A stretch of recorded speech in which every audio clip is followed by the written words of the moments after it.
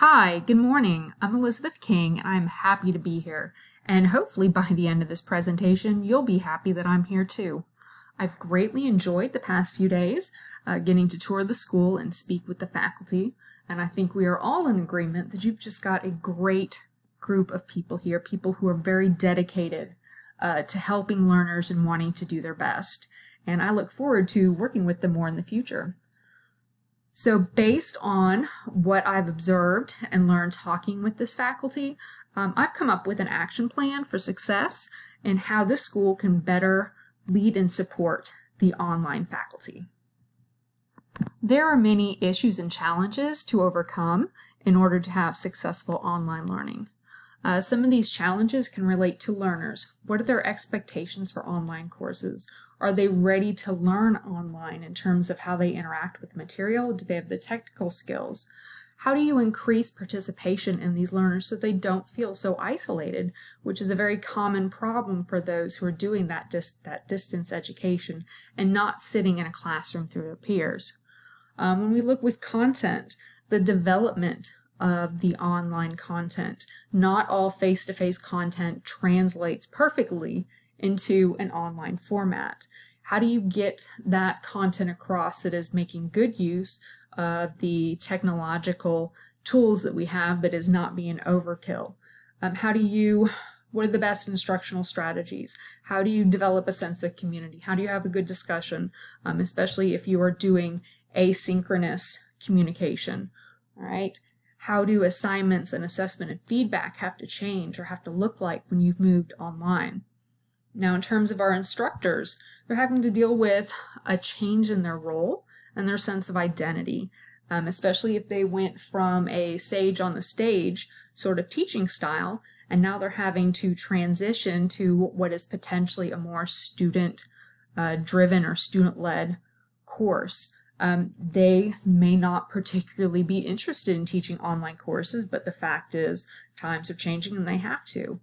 How well do they feel equipped to teach online? Do they have enough time? What about their teaching styles? Are they very active and do a lot of hands-on, or is what they do easy to translate?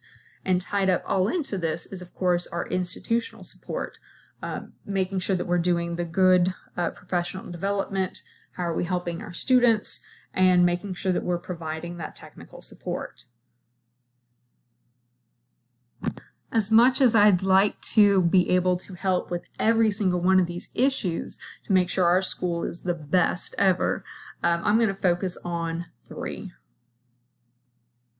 So here is our three-part action plan for leading and supporting our online faculty. First is to identify the best practices for the school. These best practices are going to fall under a variety of categories. First one might be the faculty role. How does the faculty establish themselves as an online presence? How can they connect with their online students? In terms with classroom design, some of this also falls under instructional strategies or instructional design. How do you design the best assignments for online learning? How do you do student-centered learning? How do you develop effective online discussions? For learning processes, a lot of this is being able to translate the teaching that you already know how to do, the pedagogy you already have, to an online environment. Okay, we need best practices in regards to student interaction. How do you balance the needs of students to get timely feedback and have their teachers be highly responsive with balancing out with faculty who, want lives. They don't want to be on call 24/7. We also have the best practices in regards to our legal issues. With being online, we've got more of an emphasis on copyright, ADA, and FERPA. Next, we're going to establish a community for our faculty. Okay, we're going to have communities that are for instruction and content. Okay, we're going to have communities that are just for the thoughts and issues about online teaching, right? And then we're going to have community for tech support. But we really want to establish these communities because we know that online learning can be very lonely, and so can online teaching.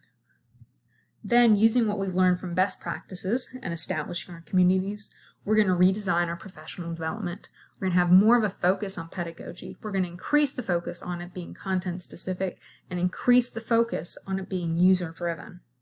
So, what does this all look like in action? Here we go. In terms of best practices, here are some possible solutions. First and foremost, develop those best practices.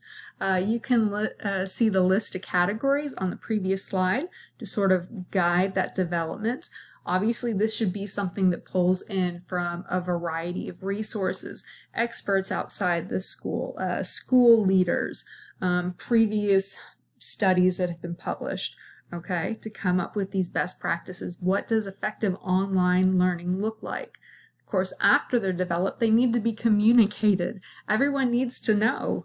This is where you can pull in the communities and the professional development that we'll be discussing just in a bit in order to communicate those out. Okay. Also, in terms of our best practices, use mentoring and concrete examples. When you have online teachers who've been particularly successful, they can mentor those who are more nervous. You can have novice teachers observe mentor teachers. You can have mentor teachers doing leading mini professional learning communities. Also, in terms of having concrete examples, what exactly does an effective online discussion forum look like? Okay, what is a good example of an online assessment? Okay, things that people can actually look at. Okay. However, most important with these best practices, make sure they're respectful to faculty. One example would be coming up with the best practice guidelines for student interaction. Yes, students may want a response to their questions within 24 hours. However, is that really respectful to faculty who may not want to be on call 24/7? Okay? In terms of course design, you may have some teachers who want to be the be-all, end-all. They want to design it from scratch and have complete ownership.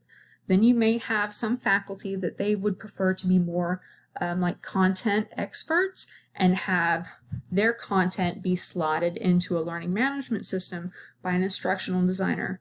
Okay, both those methods work. Okay, and in terms of being tech savvy or not tech savvy, always remember that reluctance does not mean refusal.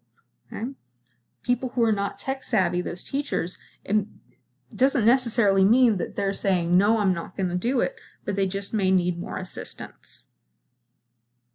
When looking at solutions for community, make communities a priority. Make this well known. Make this be part of your best practices, that your faculty need to collaborate. Okay? Make sure there is time in the schedule. Make sure there are incentives. Okay?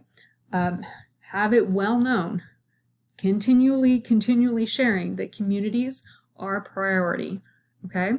But also these communities, in terms of online learning, they should not be just tech help based. It should not be that a teacher goes to, or the only interaction they have with an online community is, say, they're having an issue with the learning management system, they post a question, someone gets back to them, and they go from there. Okay? These communities need to be more holistic. They need to cover more about like pedagogy or personal feelings. Okay? These communities need to be able to discuss the good, the bad, and the ugly. Yes, you want your mentor teachers to come in and share their knowledge. You want faculty who've had successes to share their knowledge, share what worked well for them, what they think of this. Okay, but you also need a safe space for faculty to come in and share what didn't work for them, what they really tried hard and it didn't succeed. And even have a place for faculty to discuss issues with what they think of online learning as a whole, the efficacy of it. Maybe they're seeing that their students are just not being as successful online as they are when they're face-to-face. These are all issues that faculty need to feel safe and have an ability to share. Okay. In terms of developing these online learning communities, preferably you would use maybe a resource that is already currently being used at the school, or you could use something like Facebook Workplace or Flock. I highly suggest Facebook Workplace if need be, just because the Facebook template is one that many people are already aware of because they use Facebook in their personal life. because you definitely don't want faculty members who are maybe already struggling with technology and collaborating with others to have that additional hurdle in order to collaborate and get that help. You want to use something that's really intuitive and they can get going on very quickly. When looking at our solutions for professional development, it is time to move beyond just teaching about technology, and instead we have to move into teaching about pedagogy. Okay? In order to figure out what we need to cover from this development, we need to pull from the best practices. Okay? If we have established what good online teaching looks like, that's where you tie in your professional development. Okay? And think about, in terms of our best practices, very few of our best practices are actually going to be tech specific. Okay? There's going to be way more on how to interact successfully with students. How do you do a good discussion? And less on, all right, can you use this one particular tool of your LMS?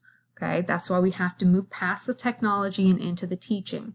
Okay? Also pull from your communities. If you have a variety of teachers who've been discussing amongst themselves, say, issues with translating their assessments to be successful online, do professional development on that. Make it timely, make it personalized. Okay? And as always, with all professional development, make it ongoing. If this is something that a teacher is going to learn about once and never use it, then it was a wasted time. It helps to have professional development that is content specific. And again, this is pulling in from our communities and our best practices. Okay. To help combat the one and done workshop model professional development, where someone goes and has one day of PD and then they never use that information ever again, you can create resource websites. They can be about a specific topic, they can be about content, but it's a way of pulling together a bunch of different materials. You can even embed discussions in them so they can work as ongoing forms of professional development. And they could even be integrated into some of our online professional learning communities. Like you could have a resource website that is built within the Facebook workplace. I want to thank you very much for your time, and like I said, I'm happy to be here, and I hope you're happy that I'm here too now. If there's any comments, questions, concerns, I'm happy to address them at this time, and if not, I will share my references for you for further reading.